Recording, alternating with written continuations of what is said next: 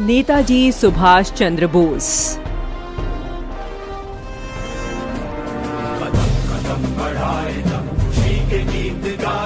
मन में राष्ट्रभक्ति का जोश भर देने वाला यह गीत हम सभी ने सुना है, लेकिन आपको यह जानकर बेहद हैरानी होगी कि अंग्रेज हुकूमत को यह गाना खासा नापसंद था।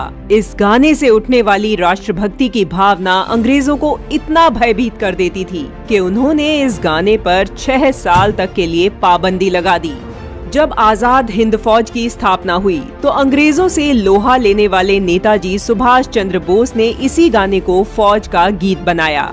फौज जब इस गाने को गाते हुए आगे बढ़ती तो उनका जोश देखने लायक होता। गाने पर से पाबंदी तब हटी जब देश आजाद हो गया। जिस फिल्म में यह गाना था उसका नाम था समाधि। फिल्म अंग्रेजों के जाने के बाद रिलीज हुई थी। नेताजी सुभाष चंद्र बोस ने 4था स्थान प्राप्त करते हुए ICS की परीक्षा पास की, लेकिन आजादी की लड़ाई में शामिल होने के लिए भारतीय सिविल सेवा की नौकरी छोड़ दी।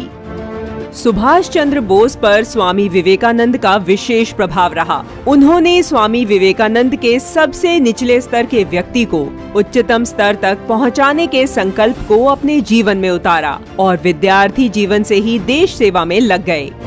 1921 से 1941 के बीच नेताजी को भारत के अलग अलग जेलों में 11 बार कैद में रखा गया। 1941 में उन्हें एक घर में नजरबंद करके रखा गया था, जहां से विभाग निकले।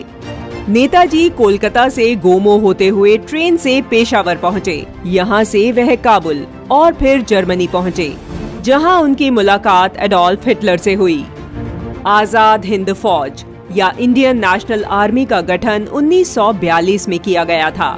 1943 में सुभाष चंद्र बोस पनडुब्बी द्वारा जर्मनी से जापानी नियंत्रण वाले सिंगापुर पहुंचे, जहां उन्होंने दिल्ली चलो का प्रसिद्ध नारा दिया।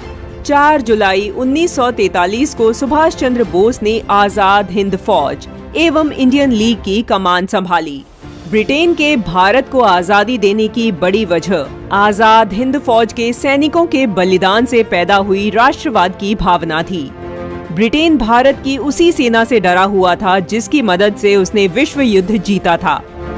भारत के सैनिकों ने इटली, जापान और जर्मनी की सेनाओं को हराया था दूसरा विश्व युद्ध। युद्ध खत्म होने के बाद भारत के लाखों सैनिक स्वदेश लौट रहे थे। विश्व युद्ध के बाद 25 लाख भारतीय सैनिकों को डीकमीशन किया जा रहा था, यानी उनकी सेवाएं समाप्त की जा रही थी। 1945 के आसपास भारत में सिर्फ 40,000 अंग्रेज जवान मौजूद थे और वो 25 लाख भारतीय सैनिकों की इस विशाल सेना से नहीं लड़ सकते थे। इसीलिए अंग्रेजों ने भारत पर कब्जा बनाए रखने के लिए नई योजना बनाई। उन्होंने सैनिकों का मनोबल तोड़ने के लिए आजाद हिंद फौज के जो अधिकारी और सैनिक अंग्रेजों की कैद में थे, उन सभी को फांसी देने के लिए लाल किले में सुनवाई की। इतिहास में इस घटना को रेड फोर्ट ट्रायल्स कहा जाता है। अंग्रेजों को लगा कि नेताजी के साथियों को सार्वजनिक फांसी देकर भारत के मनोबल को तोड़ा जा सकता है। फरवरी 1946 में रॉयल इंडियन नेवी के 20,000 भारतीय जवानों ने आजाद हिंद फौज के नारे लगाते हुए अंग्रेजों के खिलाफ विद्रोह कर दिया। हालांकि तब सुभाष चंद्र बोस भारत में मौजूद नहीं थे। परिस्थिति को देखकर अंग्रेजों ने आखिरकार भारत को आजादी देने में ही अपनी भलाई समझी। 1943 में बर्लिन में रहते हुए नेताजी ने आजाद हिंद रेडियो और फ्री इंडिया सेंटर की स्थापना की। आजाद हिंद सरकार को जापान और जर्मनी सहित 9 देशों ने मान्यता दी थी। आजाद हिंद की सरकार का अपना बैंक, मुद्रा, डाक टिकट और तो और अपना गुप्तचर तंत्र था।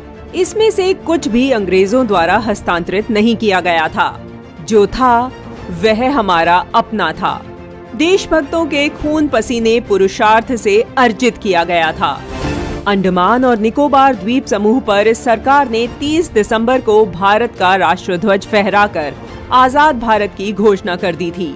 अंडमान और निकोबार के नाम बदलकर शहीद और स्वराज कर दिए गए। कांग्रेस पार्टी छोड़ने के बाद नेताजी ने 1939 में फॉरवर्ड ब्लॉक नामक संगठन का गठन भी किया। कहा जाता है कि नेताजी सुभाष चंद्र बोस की मृत्यु 1945 में ताइवान में हुए विमान हादसे में हो गई थी। वहीं कुछ लोगों का मत है कि वे किसी बड़े राजनीतिक षड्यंत्र का शिकार हुए। नेताजी सुभाष चंद्र बोस की 122वीं जयंती के अवसर पर 23 जनवरी 2019 को प्रधानमंत्री नरेंद्र मोदी ने राजधानी दिल्ली में लाल किले में सुभाष चंद्र बोस संग्रहालय का उद्घाटन किया। इस संग्रहालय में सुभाष चंद्र बोस और आजाद हिंद फौज से जुड़ी वस्तुओं को प्रदर्शित किया गया है। इसके अतिरिक्त भारतीय हिंद फौज से संबंधित पदक, बैज, वर्दी और अन्य वस्तुएं शामिल हैं। नेताजी द्वारा बनाई गई आजाद हिंद फौज के खिलाफ जो मुकदमा दर्ज किया गया था, उसकी सुनवाई लाल किले में ही हुई थी। यही कारण है कि लाल किले पर संग्रहालय बनाया गया।